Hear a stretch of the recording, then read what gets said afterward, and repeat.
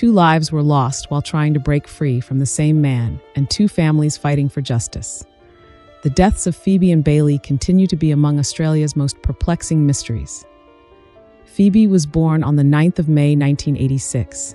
She was a spirited individual who delighted in the vast, imaginative realm of her own mind. As a young girl, she thrived on physical activities and had a profound affinity for nature, particularly the untamed allure of the ocean. Socializing seemed to be an integral part of her being, and she possessed an insatiable appetite for it, making her popular among her peers at school. Moreover, Phoebe was known for her athleticism and agility, boasting remarkable speed as a runner.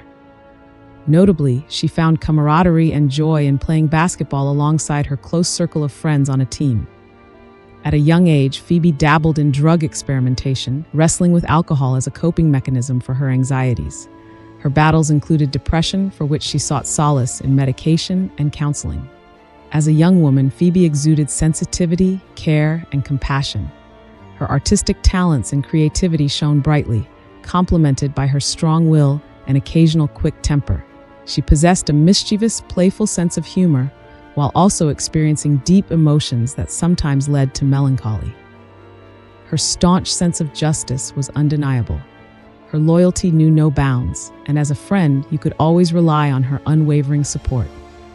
Phoebe fiercely protected her family and cherished her brothers. Her bond with her grandmother was truly special, as she confided in her frequently. Phoebe had grand aspirations for her future, nurturing a strong desire to travel abroad and engage in aid work in India. At the age of 23, Handsjuk took on the role of a receptionist at the Linley Godfrey hair salon in South Yarra. During this period, she crossed paths with Antony Hampel, a 39-year-old charismatic events promoter who happened to be one of the salon's clients. Notably, Antony was the son of Supreme Court Judge George Hampel and stepmother of County Court Judge Felicity Hampel. Over time, Handsjuk and Hampel developed a connection and began dating for a duration of 5 months.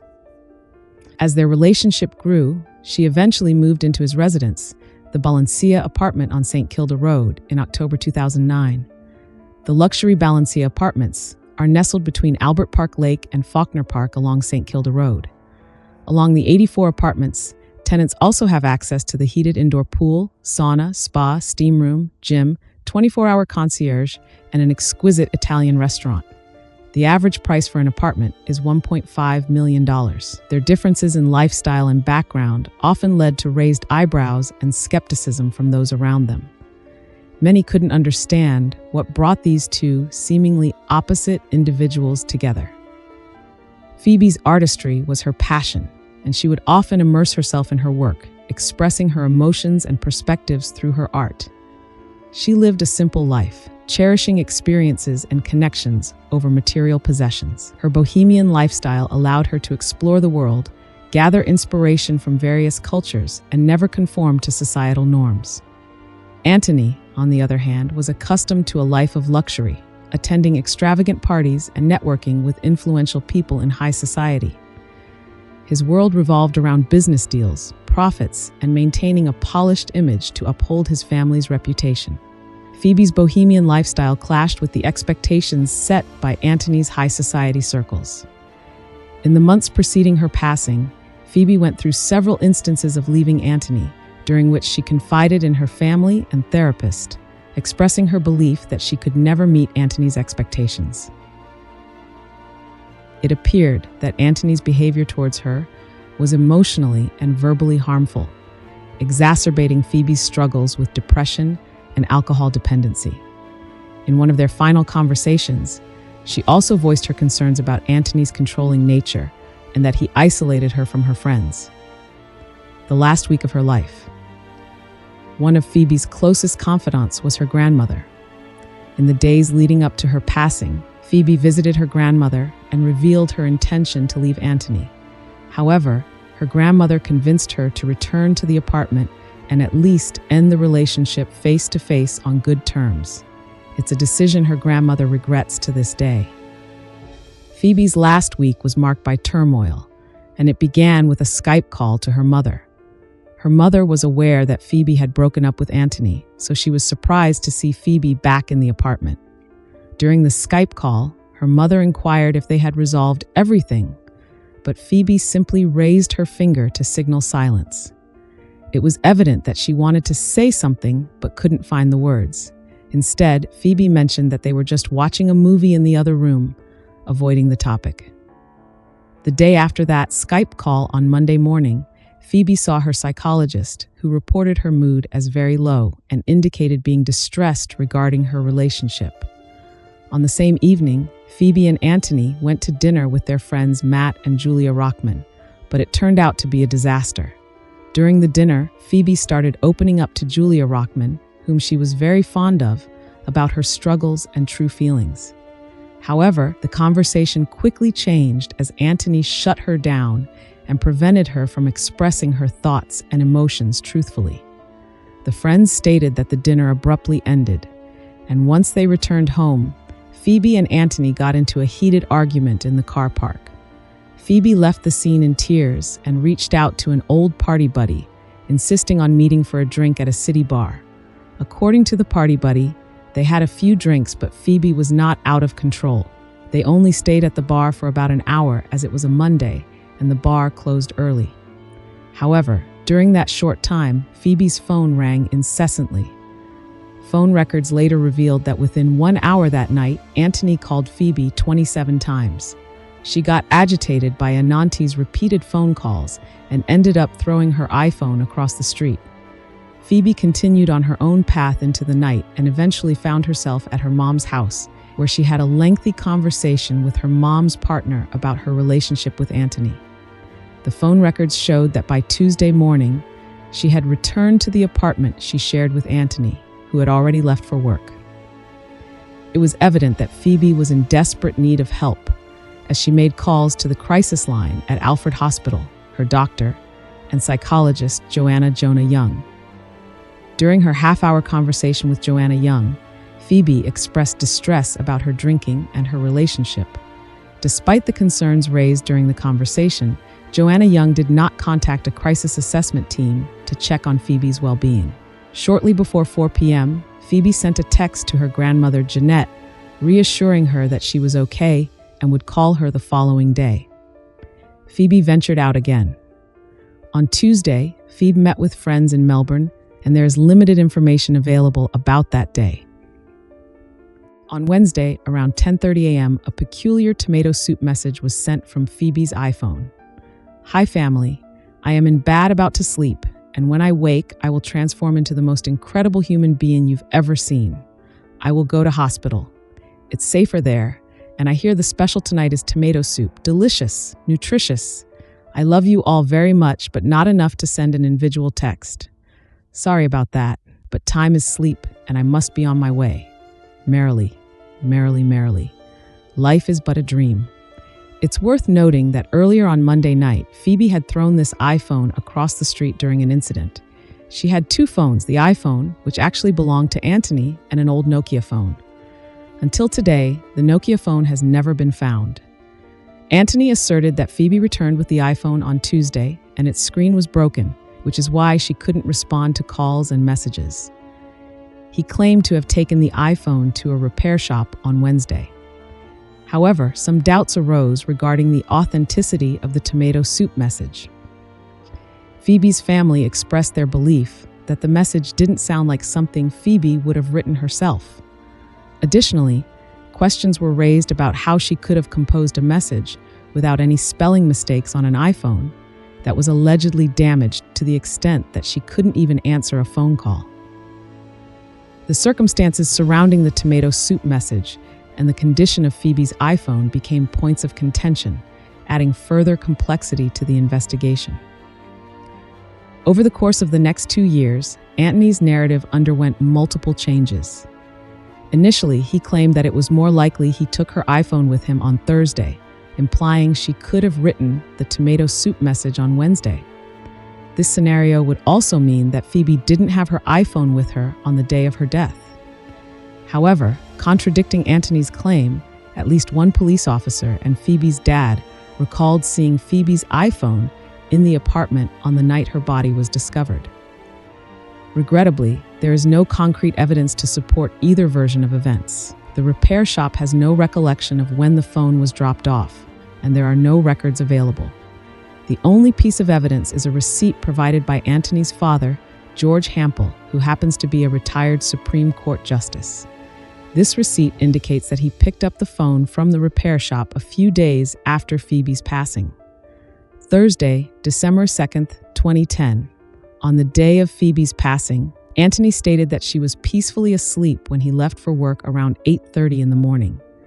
Phoebe had plans to have dinner with her father and Antony later in the evening. At about 8:45, she sent an email and used the computer a couple of times. Then, at 11:43 a.m., a fire alarm went off, and CCTV footage captured Phoebe with her dog as she exited the building. However, the fire alarm turned out to be a false alarm, and Phoebe returned to the building around 11:50 a.m. This was the last recorded image of Phoebe alive. She went back to her 12th floor residence and used the computer again. Between noon and 7 p.m., the details of Phoebe's activities are not known. We only know that at some point, Phoebe entered the garbage chute, resulting in her death. According to Antony's account, he arrived home shortly after 6 p.m. to a disconcerting scene: broken glass shards, a ripped pillow, and blood splatter across the keyboard and computer. But Phoebe was nowhere to be seen. Strangely, her purse, wallet, and keys were left on the kitchen counter. On the dining table, there were 2 used wine glasses, which were never examined for fingerprints. No one examined the liquid in them either. 5:51 p.m., Phoebe's dad attempted to call her iPhone to inform her that he would be running late for their dinner, but his call went straight to voicemail. What struck Phoebe's family as particularly strange was that within 1 minute of her father's call, Antony, for the first time ever, decided to call Phoebe's father. Antony claimed that Phoebe's iPhone was not in the apartment, yet he spontaneously called her dad to let him know she wasn't home. Despite discovering the apartment in disarray and Phoebe missing, Antony proceeded to have a beer, made several phone calls to friends and coworkers, and ordered takeaway food for one person. He ordered food from the same restaurant. They were supposed to have dinner with Phoebe's father. The food was delivered at 8:09 p.m., and the delivery driver informed him about the presence of a significant police force outside the house at that time. Antony reported he decided to go downstairs to report Phoebe as missing. As Antony was placing the takeaway food order, a horrifying discovery was made by a concierge at approximately 7 p.m. While searching for a broom in the ground floor refuse room, the concierge noticed an obstruction from inside the room. After several attempts, she managed to open the door and came across a distressing sight: Phoebe lying in a pool of her own blood beside a trolley bin. Phoebe suffered a harrowing fall, plummeting 40 meters to the ground floor, where she landed in a garbage compactor, resulting in severe injuries, almost severing her foot. Remarkably, she did not succumb immediately and remained alive.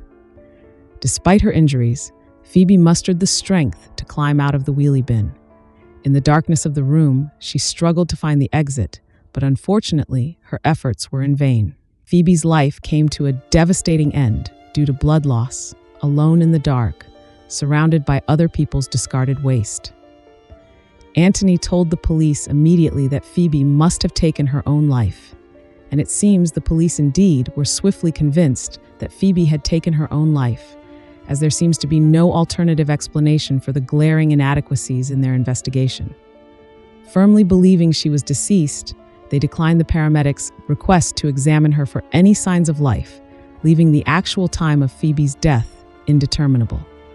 Only 2 hours after Phoebe's body had been found, the police made statements about Phoebe's death being a result of self-inflicted harm.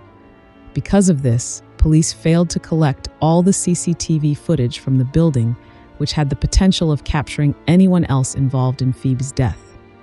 The building manager of Valencia Apartments, Eric Giamoro, understood the significance of the CCTV footage from that fateful night and urged the police to take the system's hard drive, DVR.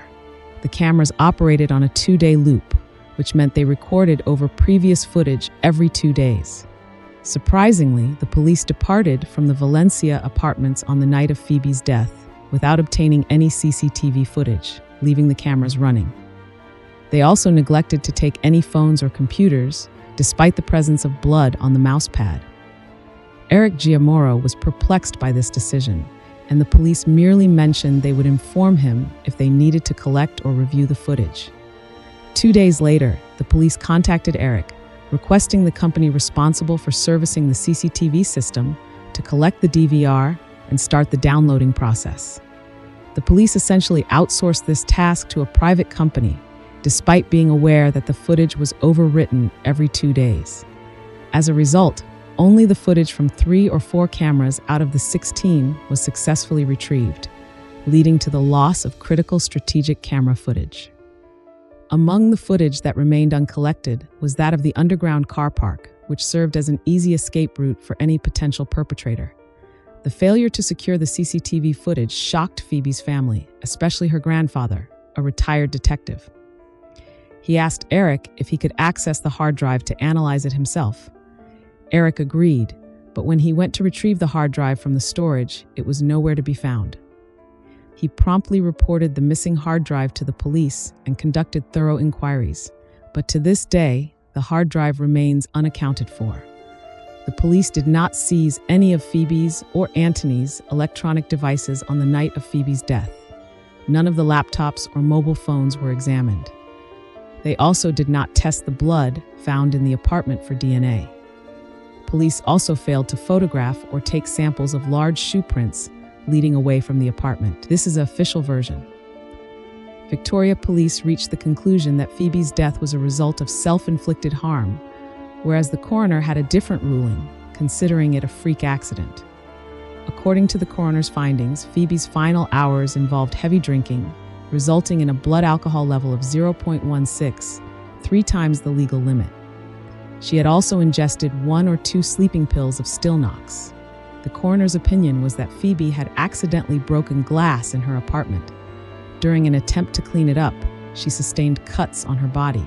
Later, she carried a garbage bag to the garbage chute. Due to her severely intoxicated state, she made the ill-fated decision to climb into the garbage chute on her own, leading to her tragic demise. And now, everything that is wrong with the official version and first experiment. Phoebe's grandfather and several experts have blown the lid on the unsatisfactory police investigation, with an experiment proving it would have been virtually impossible to climb into the chute on her own. The garbage chute has a 22 centimeters latch. The opening is only slightly wider than a laptop.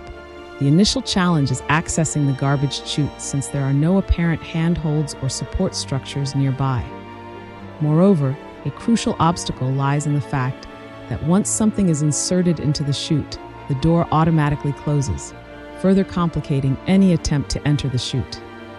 After conducting numerous experiments and facing repeated failures, a model finally managed, with some assistance, to submerge herself into the garbage chute. However, this achievement required her to raise her arms entirely above her head during the process. This information holds significance because the investigating detectives, while analyzing the scene, concluded that Phoebe's arms must have been by her side during the fall, considering the nature of her injuries. Phoebe had several bruises on her arms and wrists, resembling marks of someone grabbing her. However, the police interpreted these bruises as injuries she sustained during the fall. One of Phoebe's friends added, "She hated being caged, and she was claustrophobic. I can't see her ending her life that way." Upon careful examination of the garbage, it was evident that Phoebe had not disposed of any trash bags on that particular day.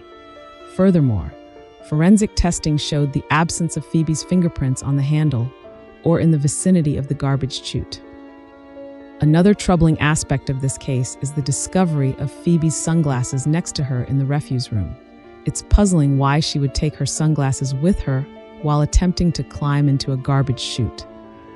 Furthermore, Phoebe's body was found with her jeans down to her knees and her belt unbuckled. Considering that she fell feet first into the narrow garbage chute, it is highly unlikely that her trousers would have slipped down during the fall. In fact, one would expect them to be pushed upwards instead. The second experiment. Phoebe's grandfather and a team of experts decided to conduct an additional experiment to explore the possibility of someone pushing an unconscious person down the garbage chute. The results were surprising, as it turned out to be a relatively simple task. The person conducting the experiment could push the body into the chute while holding the door open simultaneously. Interestingly, during this experiment, it was observed that having the victim's jeans down to the knees could be advantageous in preventing the legs from spreading apart. This finding adds another layer of complexity to the investigation. One of the most perplexing aspects of the investigation revolved around how Antony's family and friends gained access to the building on the night in question, without leaving any trace on the security swipe records.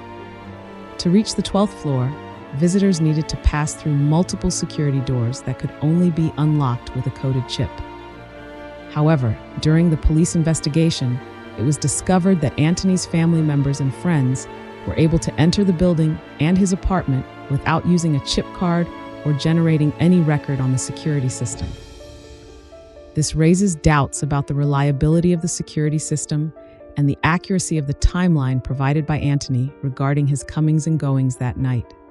Phoebe's father, a psychiatrist, was deeply troubled when Antony's father, George Hampel, a retired Supreme Court judge, asserted just days after Phoebe's death that she had taken her own life and tried to convince her family of the same. Antony's reactions to the situation also raised concerns for a uniformed police officer, Justin O'Brien, who was tasked with staying with Antony throughout the night. While a senior constable prepared to take Antony's statement, he continued to cry, but Officer O'Brien noticed that there were no tears running down his face. And it seemed like he hadn't shed any tears at all. Although Antony was sniffling, there were no signs of mucus or snot, and his eyes appeared normal without any redness or bloodshot appearance. When the time came for the police to take his statement, Antony offered to type it himself, claiming to be a fast typist. Strangely, he laughed nervously and suggested he might be quicker, but as soon as he started typing, he immediately stopped crying, became calm, and appeared entirely composed. Antony's behavior was not only peculiar to the officer. A friend also testified during the inquest, noting that something seemed off. She observed Antony accessing his Facebook and acting normally, but when visitors arrived, he would suddenly become very upset, crying and curling up on the couch. It felt like he could switch his emotions on and off at will. Phoebe's grandmother, Jeanette Campbell, also found the whole situation strange when she visited Antony's apartment. It almost felt like being on a staged movie set, and the overall situation struck her as bizarre. She noted that upon entering the apartment, she couldn't help but notice the absence of her granddaughter's personal belongings. Phoebe was known for her passion for painting, yet, apart from a few carefully arranged photographs of Antony and Phoebe displayed on a table, there was nothing else that would have reminded her of her beloved granddaughter. Antony refused to officially identify Phoebe, leaving the task to her grieving parents, who had to visit the morgue to identify their own daughter. Despite this, he proceeded to apply to be recognized as her next of kin. Surprisingly, Antony's stepmother, Judge Felicity Hampel, contacted Phoebe's mother and asserted that Antony, not her parents, was deemed Phoebe's next of kin. This revelation came 4 days after Phoebe's passing, as Antony made the application to the coroner. Unaware of this development, Phoebe's parents sought to collect her body from the court, but were denied permission. This situation led to mounting tension and prolonged back-and-forth discussions between the two families, until eventually Antony relented, allowing Phoebe's parents to finally claim her body. Merely 5 days after Phoebe's passing, the homicide squad closed the case, firmly believing it to be a self-inflicted harm. Unfortunately, this initial determination had unintended consequences. When the local detective, Brendan Payne, attempted to seek assistance from the U.S. government to obtain Phoebe's Gmail records from Google, he faced rejection. The U.S. authorities would only get involved in cases suspected to be homicides, and since Phoebe's death was ruled as a self-inflicted harm, they declined to assist. It wasn't until over 2 years later that Phoebe's family managed to gain access to her Gmail account, only to discover that all of Phoebe's sent emails had been wiped out by someone. The coroner had also made the decision to restrict search terms on the computer to depression and active self-harm. Phoebe's iPhone SIM card was also missing after detectives told Antony to keep it. Batul Azalup, the concierge who discovered Phoebe's body, was deeply traumatized by the scene in the refuse room, leading her to take a few weeks off from work. During the inquest, a work colleague of Antony Hampel's, named Christo, stated that their relationship was purely professional. However, pictures found on Facebook painted a different picture, indicating a more personal connection between them. The photos showed them together on a yacht in Europe and engaging in friendly banter in the comments. Upon the concierge's return to work, Christo visited the concierge office with a bottle of wine and chocolates. He proceeded to discuss Phoebe's depression and Antony's efforts to help her, sharing his perspective that Phoebe didn't want to be saved. Christo continued to visit the concierge every second or third day for about 2 weeks, repeating these discussions. The concierge eventually became upset and requested him to stop discussing the matter further. While Antony was in the process of gathering paperwork to establish the authenticity of his de facto relationship with Phoebe, he needed it to manage some of her accounts. He reached out to Phoebe's friend Alicia to assist him in this matter. However, Alicia received an unexpected email requesting her to state that Antony and Phoebe were in a loving relationship. Alicia was taken aback and felt outraged by this request because she would never speak on Phoebe's behalf, and Phoebe had never expressed such words to her. Antony and his family strongly opposed holding an inquest into Phoebe's death from the beginning. Eventually, Coroner Peter White presided over the inquest. He had several options for his ruling: active self-harm, accident, homicide, or an open finding, which would allow for reinvestigation if new information emerged. However, Coroner Peter White's decision sparked controversy as he ruled that the combination of sleeping pills and alcohol had severely affected Phoebe's mental state, ultimately leading to her tragic accident of entering the chute and losing her life. Interestingly, White's assisting counsel, Melbourne barrister Miss Siemensma, had advised that the evidence left the possibility of third-party involvement, possibly including Mr. Hampel, and suggested that only an open finding would be appropriate based on the balance of probabilities. It is uncommon for a coroner to disregard the majority of the submissions made by assisting counsel Deborah Siemensma, even though coroners are not obligated to follow such advice. Phoebe's family tried to challenge the coroner's findings multiple times, but even struggled to find legal representation. Phoebe's parents were told it would be particularly challenging trying to find a lawyer that would stand up against Antony's parents. His father is a former Supreme Court Judge, George Hampel, and his stepmother, County Court Judge Felicity Hampel. Following Coroner Peter White's conclusion, Antony swiftly applied for Phoebe's superannuation fund to receive a death benefit payment. To support his claim, his father, George Hampel, signed a statutory declaration. However, in his declaration, George Hampel inaccurately exaggerated the length of Antony and Phoebe's living together by approximately 6 months. One would expect such precision from a former Supreme Court judge, irrespective of the merits of the claim. This discrepancy further intensified the tensions between the families. Antony received a payment of $113,000. Only after several months of disputes, he gave the money to Phoebe's brothers. Unfortunately, the strained relationship between the two families was beyond repair, leading them to plan separate memorial services for Phoebe. Antony's family opted to hold a memorial service at a yacht club, but surprisingly, some of Phoebe's closest friends were not even invited. One of Phoebe's karate friends attended Antony's service, but she deeply regretted it. The ceremony felt peculiar and seemed more like a show for others, failing to capture the true essence of her friend. It lacked the genuine reflection of the person she had known in Phoebe. In contrast, Phoebe's family organized a much more modest affair at an old convent situated by a river. The gathering consisted of many longtime friends of the family. However, Antony did not attend Phoebe's cremation, nor did he join the family to lay her ashes to rest. The divide between the families remained evident during this somber occasion. Chrissy Hampel, Antony's sister, shared a close bond with Phoebe. Phoebe was aware of Chrissy's involvement in selling drugs to Antony's friends, including Australia's high society. Following Phoebe's untimely demise, Antony Hampel faced drug trafficking charges. However, her family's influence and connections managed to evade a conviction, with the court citing the potential embarrassment to her family as a reason. In 2016, Chrissy posted something intriguing on Facebook concerning Phoebe's death. "I only hope one day that the truth will come out." In 2018, another girlfriend, another suspicious death. Bailee Schneider, a lively and beautiful 25-year-old woman from Melbourne, led an active social life and was known for her outgoing nature.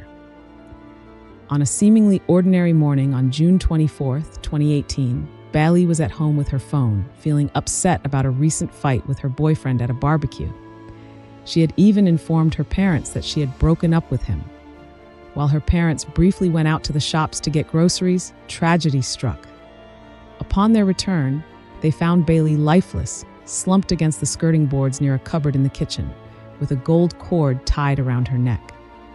Her untimely death raised perplexing questions, as there was no apparent location in the kitchen where the 178-centimeter-tall woman could have hanged herself.